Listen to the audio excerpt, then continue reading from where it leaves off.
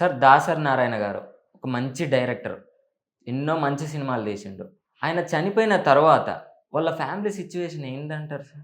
చాలా మంచి ప్రశ్న. అంటే మనకు తెలియదు. వినిపిస్తున్న వార్తా కథనాలను బట్టి ఆయన ఎంతో ఇష్టంగా కట్టుకున్న ఆ ఇల్లును కూడా అమ్మేశారని తెలిసింది. అయ్యో! ఆయన ఫామ్ హౌస్ ఉండేది. ఆ ఫామ్ హౌస్‌లోనే హ్మ్. ఆమె దాసరి పద్మ గారిని ఖననం చేసింది. హ్మ్. అయితే ఇవన్నీ ఏదో పండిత పుత్ర పరమశుంఠ అంటారు కదా! అవును.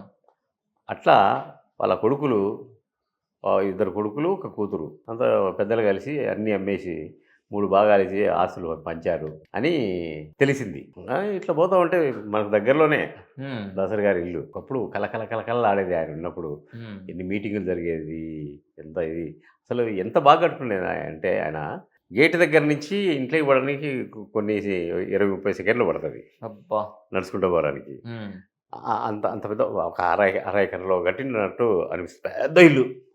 పైన, కింద అసలు